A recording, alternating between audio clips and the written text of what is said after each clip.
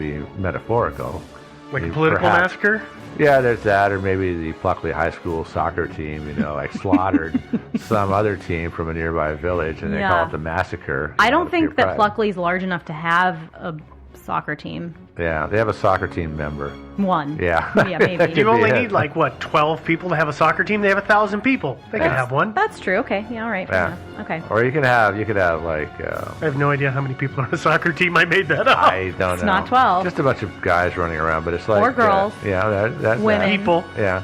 Humans. Live humans. Okay, so we're way off track here. Okay. So we said that there were 18 12 entities, to 18, 12 to 18. 12 to 18. An adolescent amount. Yeah, it's true. So we asked Chris, who are some of the more popular ones? What are the more reported sightings? And so here's what he said to us about that. Yeah, I think the most interesting one, which gets confused as being two different ghosts, is a lady which some people call the Gypsy Lady and other people call her the Watercress Lady. That's the Watercress Lady. I know he cut out in the middle of it. Some have her as... I've spoken to people that swear blind that they've seen her, particularly back in the Deering Arms pub again, the hunting lodge as it was. The local legend is that she would pick watercress down by the river and then sell it. There's a big, obviously, I don't know if you know too much about Kent, but it's called the Garden of England, and it produces a lot of produce that often is sold locally and is shipped up to London, or at least it used to be traditionally. A lot of fruit and veg comes from abroad now. So she would pick watercress in the sea, in the river, sell it locally, and it'd be shipped up, and then she would spend all of her money drinking gin, and she would. Sounds good. Yeah. And she lived under the bridge, supposedly. She was a poor lady, and she survived just enough to fund her drinking habit by all accounts. And she was in the Deering Arms pub one evening drinking her gin. Supposedly, she tripped and fell towards the fire. A spark came out of the fire and lit her an apron alive, and then she just burnt to death. Oh, unlucky. That's the rumor.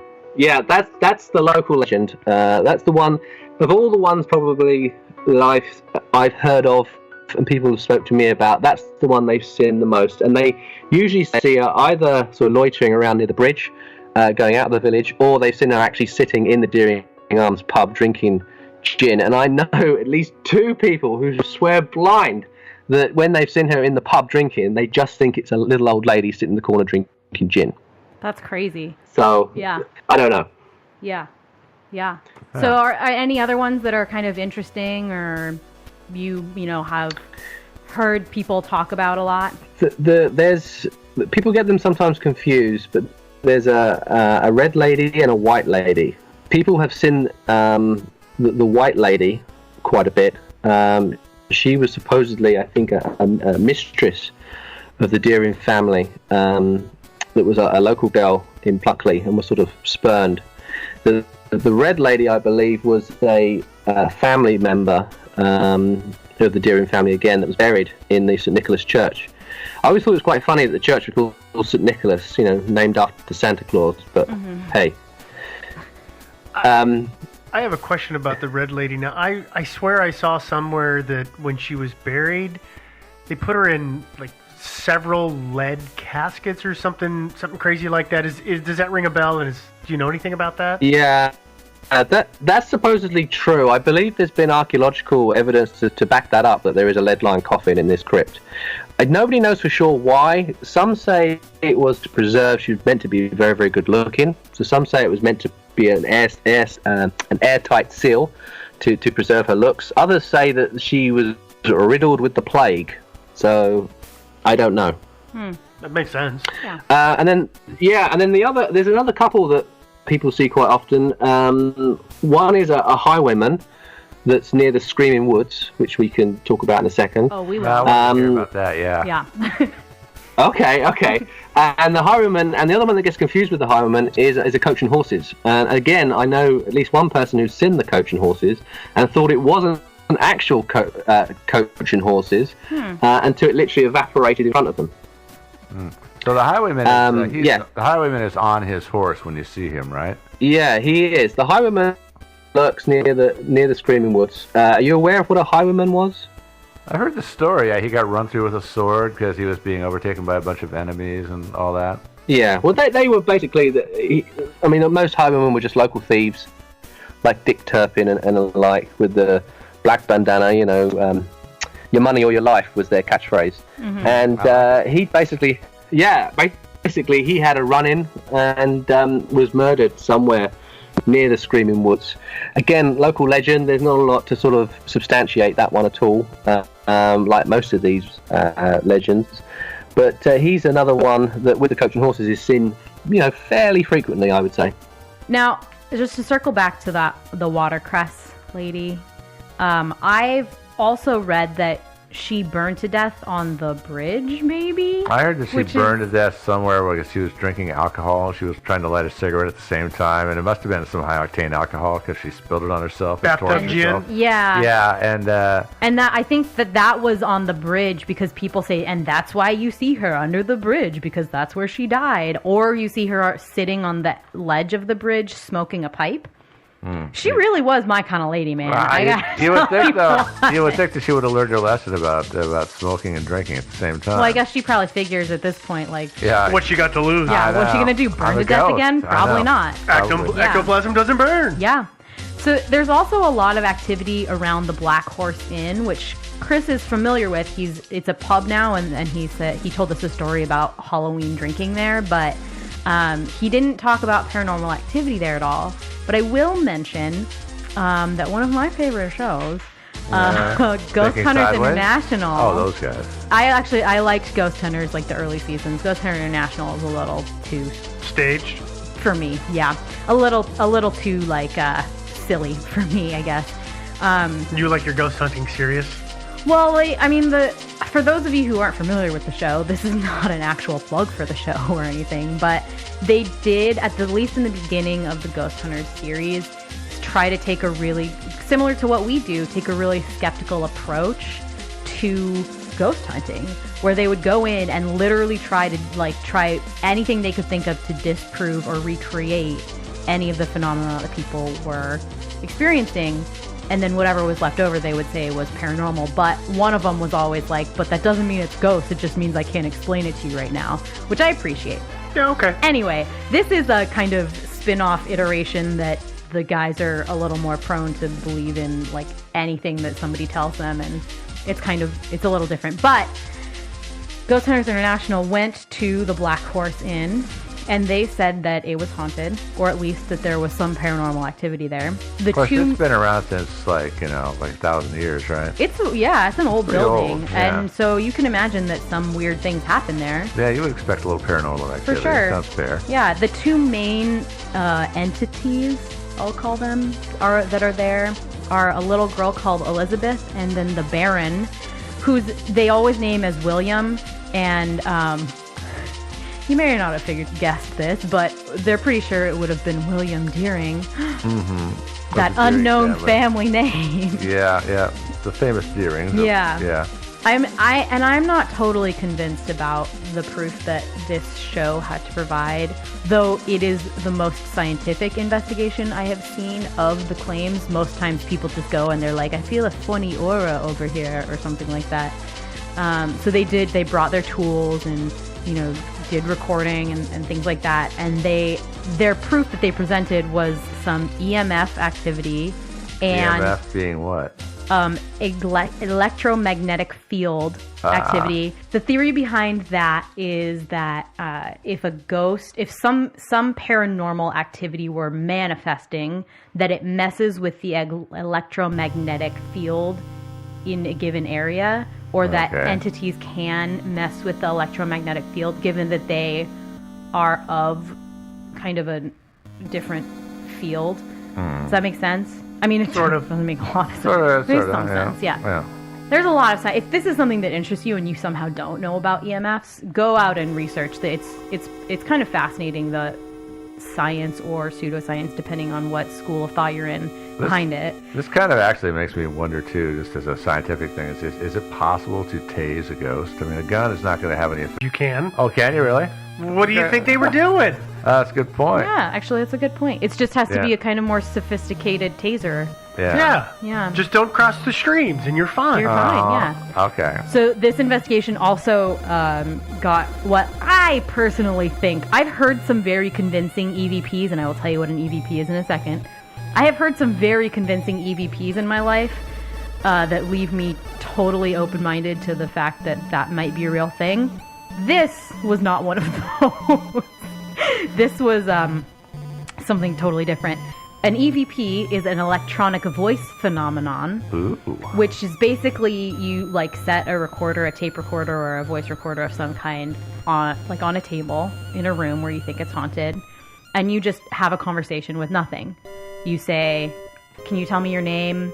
Can you tell me why you're so mad? Can you tell me about, if you know their name, you say like, can you tell me, is your name William? William, why are you so mad all the time? Why do you do this, blah, blah, blah." Basically and then you leave a pause for an answer, and then you play the tape back, and sometimes there will be what sounds like responses from voices. In the semi-static background noises. Yeah, like I said, I have heard a wide variety of convincing or not. Is this similar to that pseudoscience phenomena where they use the white noise, the static on the TV, and then when they play it back, they hear voices in it or see things in it? But that's and that's why I say I've seen a wide variety, because the one that they actually, the one that they used in this one literally sounds like it's just static boosted up really loud, and there's like kind of a weird variance, so it sounds like maybe somebody's possibly saying something. So it's not as good as in that Kevin Bacon movie? No, not as good. But I have heard, not personally, I've not been there, but I've heard on TV people play back some EVP recordings that it sounds like somebody's sitting right there talking, and it's on TV, so I can't vouch for if they've faked it or not. They probably have. They probably have, but I will say that the EVP recording that this particular investigation caught at the Black Horse Inn did not convince me. But it does also seem like a super spooky place, so there's that. Let's get back to Chris. Oh yeah, hey Chris. He's been kind of waiting for a little bit. Sorry. We asked if he could tell us if he had ever had any firsthand experiences in Pluckley, or anybody he knew had firsthand experiences. I mean, we already kind of heard that he knows some people that swear up and down that they've seen the watercress lady in the bar. Although... Well, the watercress lady isn't the one that hangs out in the bar. That's a different one, right? No, she's the one who hangs out in the bar, drinking gin. Oh, it is? Yeah. Yeah, she's the gin lady. Okay, but isn't there somebody else that hangs out at the Daring Arms, or is that the watercress lady? There's a guy, too. I can't keep it all straight. No, I know, there's too many of them. There's 3 pubs, and it seems like every one of them has a different ghost. They all do, yeah. Yeah, they all have a token ghost. Yeah. I hope. So let's let Chris tell us about the experiences. He had 3 that he wanted to share with us. Okay, well, I've had 3 different things. I'll start off with the least interesting, work my way up. Yeah. The least interesting was I had a girlfriend who was, only was a short relationship, but she was working as a barmaid in the Deering Arms. And every Wednesday, I remember this clearly, it was her job to lock up. And it was recently, I say recently, it was back then, they had just changed the law that you can stay open in a British pub if there's no objection up until midnight. Yeah, it used to always be 11 o'clock, unless it was a city, and then you could stay open later. Anyway, on this Wednesday when she had to lock up, so the Deering Arms is quite a large pub. It's like an old guest house. It's got lots of rooms upstairs. It's got quite a few rooms downstairs. It looks like Norman Bates's parlour. There's loads of stuffed animals. There's a big log fire. Mm-hmm. It's creepy. And this is the one where this lady with the gin is supposedly drinks in. Okay. So anyway, every Wednesday, and this went on for quite a few weeks, she would ask me to come in around sort of 10:30, 11 o'clock. She'd give me a drink, Coca-Cola or whatever. And she wanted me to wait with her to lock it up, basically. So every Wednesday I used to go down there, and almost every Wednesday we would, the locals would be gone home by now, they'd be drunk. So it'd be about 11:30, we're getting everything closed up, getting everything shut, all the doors, turn all the lights off. And then around midnight when we left, every single evening, we would walk out to our cars, and there was this mist, and I touched on it earlier. This mist was always waist height. It was always really, really thick. I mean, it looked like the Thriller music video, you know, Michael Jackson. Yeah. And there was always this quiet stillness every time. So I think there's an environmental reason behind a lot of these legends, but that was my first sort of creepy experience, was seeing this physical thick fog that was sort of waist height. And you know, I haven't seen anything like that anywhere else in this country other than at Buckley. Yeah. That sounds kind of fun, actually. You don't need to wear pants. That's kind of the upside of the whole thing. Leave it to Joe to find the real upside. Yeah, there's a silver lining to every cloud or mist. Yeah. Oh, gosh. Okay, next one. Second experience, which was incredibly weird, was about 10 years ago, and me and my friend Anthony were driving back from a party that had been in Tenterden, and we was using a shortcut, which sort of shortcut not right through the village, but sort of skirted to the side of the village. And it's a well-known shortcut that a lot of us use when we live in Ashford and we're commuting to Tenterden, because there's sort of one road between Ashford and Tenterden that often gets congested. But as kind of force of habit, kind of quickness, we would always take the shortcut. It was a bit twisty and turny, but you know, you could put your foot down. And we were going down this road. It was about midnight. We were both completely sober. I will say that now. I was driving, and Anthony had to be up reasonably early because he had this thing to do with cars in the morning.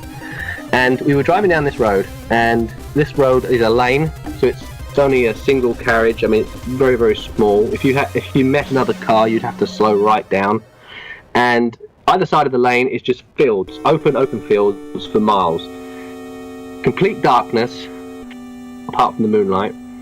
And there's this couple, man and a woman, walking sort of down this lane, sort of towards us, facing us, and they look like the best way of describing them was they look like have you seen the movie Beetlejuice? Yeah.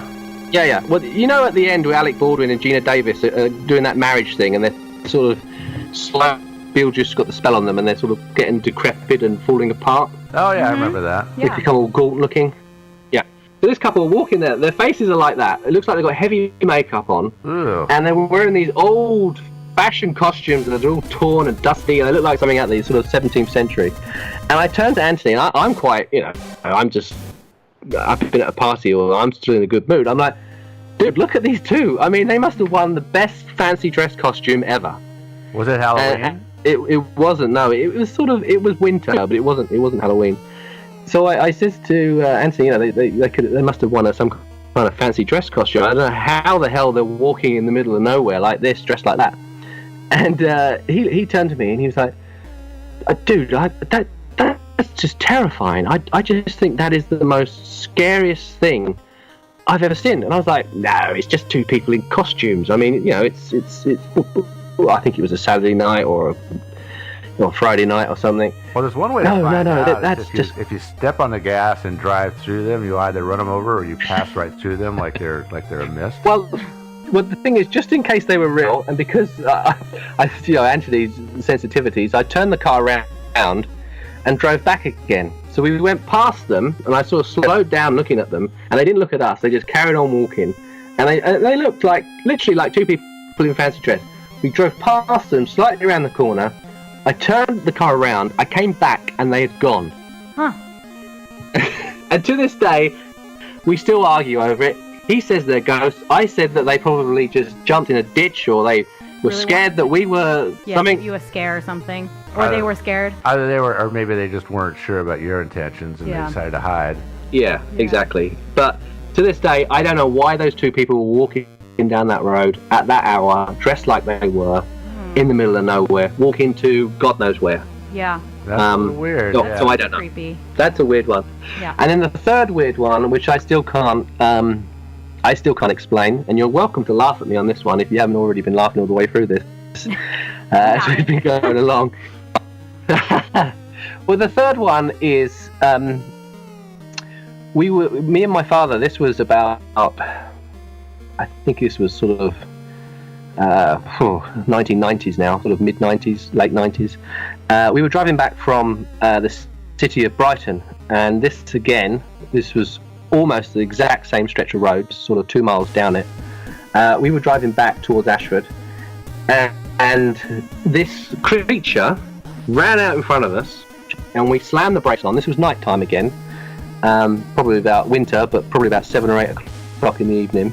And it was, I remember it being very, very cold outside. And we slammed the brakes on, and it was what looked to me as a panther. And I looked at him, and I said, are we seeing the same thing here? And we were just both staring at this thing that was staring at us, standing in the middle of the road. And then he flashed his lights, and within a second, the thing just darted off into the forest, which was literally to the side of the road. There's a black panther then? It was black. Its eyes sort of shone as our sort of headlights lit the thing up, and it was long. It was very close to the ground. I mean, I've grown up with dogs. To this day, I've still got different sort of dogs, and I know people that have got sort of large dogs, sort of Alsatians and Greyhounds and things like that. So I know what a dog is and what it isn't. But this thing, I don't know what it was. The closest thing I could tell you that it looked like was a panther. But as quick as I saw it, that stood there for 1 or 2 seconds, then darted off. I don't know. Well, hasn't there been in the UK for, a couple of decades now, a lot of talk of sightings of large cats? That seems like something that I've read quite a few times. Yeah. Well, and for context, right? I mean, this in itself... Officially, there are not large cats there. Just, for clarification, right? Although there are actually, there's people around here that have large cats in their own private. Some people can privately own large cats. But officially, in the UK... But I don't know about the UK if that's native. allowed. They're up in Scotland. There's some native sort of bobcats, long-eared things that are quite rare. But officially, what happened... I mean, you could do a whole episode on big cats in the UK because it's a huge phenomenon over here. But officially, what happened was in the 70s, they brought a law out banning people from owning them unless they had a license, which meant they had to get a big pen and a big sanctuary to store their animals in, because I think in the 60s some of the pop stars had things like leopards and tigers and things in their houses, and it became this giant fad to have exotic animals. I mean, going back to the Victorian times, I know one of my ancestors had a pet monkey. So it was, the rules were very, very, lax. But in the 70s they brought this very hard rule in, and then a lot of people either donated them to zoos and circuses, or, and we know this for a fact, some of the people did let their animals just go into the wild. That is not unheard of. 40 years on, right? Yeah. I mean... Yeah, I don't know how long these things live for, but... Probably not an additional 40 years, but, I could be wrong. Well, if there's more than one, though, they can propagate. Maybe. Things are not unheard of. I don't know. That's why you spay and neuter. I still think it's weird that you would have seen a creature like that. That is a little weird. Super weird. Yeah. And it just happened to be on the outskirts of Pluckley. Well, of course it was, yeah. So one thing that Chris didn't really talk about yet, but we wanted to ask him about, was the Screaming Woods, because you'll see a lot about the Screaming Woods, and he kind of just glossed right over it. So we asked him to talk more about the Screaming Woods. The Screaming Woods, there's not a huge amount of information on them, in as much as there was supposedly a suicide that happened in the Screaming Woods. There's also, I haven't seen anywhere online, I haven't seen anywhere in any textbooks, but locals have told me that there was, back in the sort of the Tudor era, there was a number of hangings in the woods when the local courts in Ashford, or Tenterden maybe, got overrun with people that had done bad deeds and had to be hung. That they did use the Screaming Woods to hang some of these people, sort of, thieves and murderers and things. So I don't know if that's strictly true, but that's kind of the legend that some of the locals have told me on that one. I also heard a story of a guy who fell into a pit of clay bricks or something like that. Have you heard that? Oh, the Brickworks one. Yeah, Yeah. I've heard of that one. Wasn't that also in the woods? Yeah, that wasn't in the woods. That was in a mason's yard that's sort of almost adjacent to the woods, where they were making bricks and pots and different things out of clay. Supposedly, a young apprentice was working, and a wall of clay pots and unused clay fell onto him and killed him. It's one of these ones that there's no sort of substantiation anywhere in any of the textbooks or any of the history books. It seems to be sort of word of mouth and things that found their way onto the internet. You know, that brings up a question for me, which is, of all of these ghosts that are there, how many of them are based on things that are just local stories and legends versus, you know, do you have, is it like a 50-50, these ones we know are real events, these ones we don't? Do you have a sense on that? Probably I'd say half, because a lot of the things that happened to the Deering family, being that they were quite a grandiose family, a lot of the events that happened in their lives through the generations, because they lived in the village for so long, is actually quite well documented. Things like mistresses, you know, the partner dying, illegitimate children, you know, the fire, for example, the windmill burning down, stuff like that. There's quite a lot of those things that you can find facts on in the history books, in as much as they're factual, written at the time by someone that's recording it. Whether, you know, it's like all history, whether it's actually true or not, you don't really know. But a lot of those local legends, a lot of those ghosts could be spawned from things that were happening because of this very famous family that were living there. And so, in the town of Pluckley, I assume you know some of the people there. Are there partisans of a particular ghost or another? I mean, do people argue about which ghost is better, or which ghost is more likely to be real based on the number of sightings, that kind of thing? Well, there always seems to be 50-50 in the village. 50% of the village don't want to talk about it, or they don't think any of it's true at all. They've never seen anything. They think it's all rubbish. And then the other 50%, usually the ones that are in the pubs, I will say as well. Yeah, go figure. Are the ones that know all the legends, they've seen all of them, they know all of them, you know, and it's people like me that's kind of an outsider because I don't live in the village. It's people like me that's sort of picking through and looking at what people are saying and trying to put it all together. But, you know, it is definitely a 50-50 split when it comes to the actual people that live there now. All right, so the three things we kind of have to tackle are the mist, ghosts, and the screaming woods. So that's the theory section? Yeah, those are kind of the, I guess we have to talk about theories about what those might be, Okay. right? So it will be theory section, but first I think we should probably take a little boo break. Boo break. We gotta see the specter. Yeah. All right. See you soon.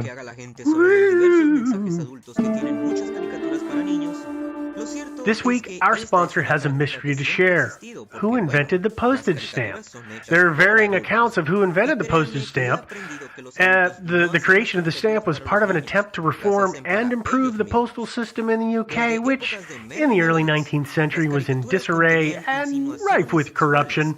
Before the adhesive stamp, ink and hand stamps were used to frank the mail and confirm the payment of postage. The first adhesive postage stamp, commonly referred to as the penny black, was issued in the UK in 1840, but nobody knows who really made that stamp. What we do know is how easy it is to send things with stamps today. You can practically get anything on demand. So why are you still going to the post office and dealing with limited hours when you can get postage on demand with Stamps.com? Anything you can do at the post office, you can do right from your desk with Stamps.com. Buy and print official U.S. postage for any letter or package using your own computer and printer. We've used it. It's awesome. We love it. Right now, use promo code THINKING for this special offer. A 4-week trial, including postage and a digital scale. So don't wait. Go to Stamps.com before you do anything else. Click on the radio microphone in the top of the homepage and type in THINKING. That's Stamps.com, code THINKING. Stamps.com, never go to the post office again, because remember, it took over 170 years for the stamp to resolve the issue of postage payment, and over 20 years ago, the internet solved the problem of standing in line. We're back. We've rematerialized. That was half-hearted. That's about as good as she can do. That's all I can do. That was 100%. Rematerializing takes a lot of energy. I don't know if you know that. Yeah, okay. Did you guys hear that thump? What? I think it was a ghost. It was your cat. Oh, no, wait a minute. I hit the mic cord. Okay, never mind. Okay. All right, so let's talk about the mist. There it was again. The mist, which is weird, is not so weird. No. Mist, it just depends on local meteorological conditions. It does. And actually, I found a agriculture journal. Did I say that word weird? Agricultural? Agricultural journal. Yeah, like an almanac. Yeah, that was from 1843, so pretty new. Yeah. Yeah, that's fresh off the presses. Fresh off the presses, yeah. And it actually outlined what that mist meant. Yeah, like, apparently that mist serves to predict the weather for the next couple of days. But it's been around. I mean, I think it's just a normal phenomena. Well, mist and fog are created when a cold front encounters a warm air front, and as long as one of them is laden with moisture, it's likely that it will create a fog. So based on the geography of the area, it can funnel it into places, and lo and behold, they're near the channel, so there's going to be cold air coming out of there that's going to be moist. So it makes total sense why they get mist all the time. And I will say I do understand it is kind of creepy if you're, coming out and it's this waist-high mist just constantly. Like, that's pretty creepy. And I'm not a meteorologist. I don't understand weather well enough to understand if there's a reason for specifically placed mist like Air that. pressure. Yeah, Usually it's the air That'd be pressure. my assumption. I mean, yeah, I've been in mist, like, where it's like, kind of like, knee-high. Yeah. You've been in mist like that, right? Yeah, I've been. I've never been exactly in waist-high. Well, for me, it's not the exact height. It's the frequency with which the mist appears at that height. Although, on the other hand, I will say that if it is every night that it's at that same height, I would just presume that it's some kind of geographical impact on... Geographical? Yeah. Geographical impact on the way that mist settles into that area. Well, and I'm pretty sure that I know why nobody in Pluckley has been able to scientifically prove that it is just a difference in air temperature. Because at night, when you hold the one thermometer up in the air above your head, you can read it. But the one that you stick down in the mist, you can't read because it's in the mist, so they can't figure it out. Yeah, it's Good point. Plus, you're clutching them both in your hot little hands, so that doesn't help either. Yeah. True. True. So, I mean, mist? No, the mist this is not the only place where this kind of stuff happens. Actually, I get mist at my house sometimes. Yeah. It's usually not waist high, but, I do get it. It's mostly just because you don't clean, though. Well, yeah, I mean outside, not inside. Oh, That's his burning dinner. got it. Okay. Well, what about okay, so much for the mist. What about the Screaming Woods? Which, by the way, I like the Screaming Woods. I like the sound of it. I like the Screaming Woods, too. Not the Deering Woods, the Screaming Woods. I have a theory about what's going on in the Screaming Woods. Yeah? What? It's foxes. Well, vixens. Female foxes. Yeah. Have you heard them call? Oh yeah, they have a really disturbing cry. It literally sounds like screaming. Yeah. Literally sounds like screaming. And guess what there are lots of down in Pluckley? Kent. Yeah. Lots of foxes. There you go. Okay, that settles that for the Screaming Woods. Well, no, that doesn't settle it for the Screaming Woods. Because the foxes are not the only thing. There are a lot of things that it can be. In the modern era, I really have a feeling that it is locals screwing with tourists and drunken tourists having a heyday in the woods. And high school kids.